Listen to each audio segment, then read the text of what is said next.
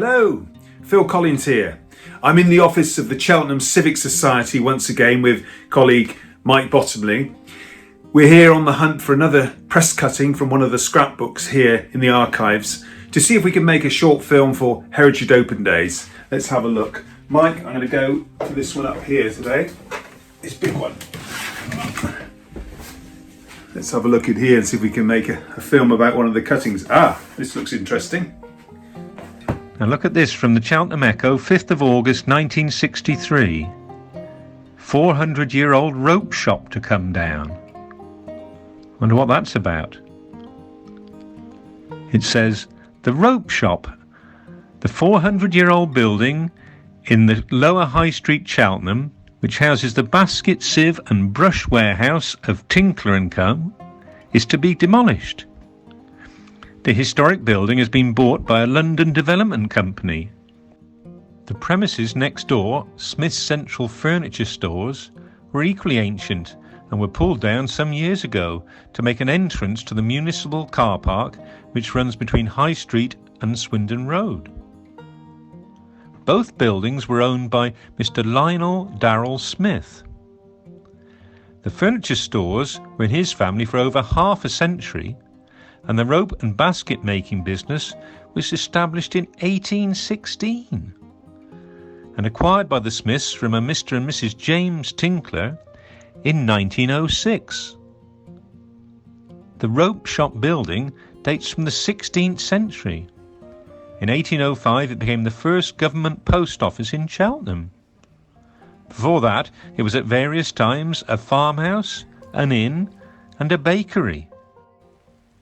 Sir, with reference to the old basket shop, or Tinkler's as it is better known, it will surprise many people to learn that this is a Cruck Cottage.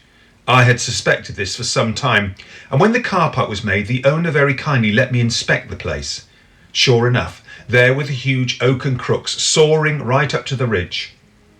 To those not acquainted with the term crook, this was simply two large curved timbers which rested on large stones and were joined at the ridge by a large oak peg. Halfway up they were connected together with a massive beam, exactly like a huge letter A. One pair was set up and another pair about 15 feet away and connected with long timbers and bridged over with smaller timber, and the spaces filled in with wattle and daub and the upper part thatched. I would suggest that this very ancient cottage is not just thrown down, but rather dissected and photographs taken of the basic structure. Perhaps the best known example is at Didbrook, but this has been altered from time to time. About 10 years ago, a fine example was torn down at Cheltenham Kings and sawn up for firewood. Let us hope that these ancient timbers will be turned to good use and not into kettle wedges. G.C. Dennis, The Spinney, Mill Lane, Prestbury. I've been finding out a little bit about Cruck Cottages, Mike, and the construction. Very interesting, goes back to medieval times, but Cruck Cottages were even built as late as the 19th century. And what it was basically, if you've got a tree growing up that's bent, it's curved like this, or that could even be a tree that's growing up fairly vertically and a big branch coming off it, you'd cut that tree down and you'd cut it down vertically in half, so you'd have a repeat, and you put that over this side like that, and there you have the basis of the crook support. What you do is you join that with wooden joints. Wasn't any nails or anything like that, you wouldn't be using nails and things. You join it with wooden joints, you put wooden pegs through there, and you'd sit this on a stone plinth all the way around the cottage, and from there you'd then put a support across the middle here to create an A-frame, and from that you'd put some vertical wall posts going up like this,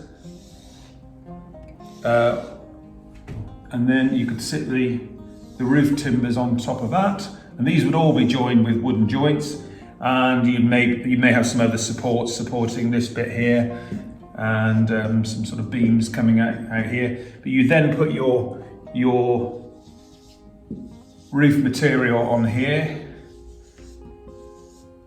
like so, and you'd have these Depends how long the building was, but you'd have these going all the way along the building. And that's what the cottage in Cheltenham, that's how that would have been constructed. Sir, with reference to the plea for the saving of the old basket shop, or Tinkler's, because it is an ancient Cruck Cottage, Mr. G.C. Dennis mentions that the best known example of such a cottage is at Didbrooke. But I would point out that there is an excellent example frequently visited by history students at Apperley. This cottage is known as St. Ringer's Cottage, and an article appeared about this in the December 1st, 1962 issue of the Cheltenham Chronicle, illustrated by a black and white sketch of the actual cottage, original attached herewith. St. Ringer's Cottage is owned by the Cheltenham Rural District Council, who did a really first-class job of modernising the interior without spoiling the character of the exterior. Mr. Dennis is worried about the fate of Tinkler's Cottage. In view of their unique experience in this field, perhaps the Cheltenham Rural District Council could come forward with suggestions on how Tinkler's Cottage could be preserved. Vera Dreghorn, Mrs. Summerfield House, 31 Leckhampton Road. Ancient Beams. Sir, I was most interested to read the letter from Mr. G.C. Dennis regarding the old basket shop, which is, I understand, to be demolished. But what interested me was the description given of the old beams in the building, as they are the same type as the old beams taken from the butcher's shop occupied by my grandfather at his shop in Finkel Street, Malton, Yorkshire. When the shop was taken down some years ago, these beams were removed to build the tallow candle factory in the medieval street at the Castle Museum, York. There is a brass plate on the beams with the following inscription: taken from the butcher shop of W. Drake, Finkel Street, Malton. H. Hargreaves, Bishop's Cleeve. Sir, could not the rope shop be re-erected somewhere, perhaps in Old Prestbury, and made into a tourist attraction, perhaps a small local museum? It seems sheer vandalism to pull it down. Miss A. Hazelhope Collin, Cranley, Wellington Square. The old rope shop finally came down in 1967. It says here on the Echo press cutting in the Civic Society scrapbook that any timbers of historical interest would be preserved and hopefully end up in the museum, which is now the Wilson Museum.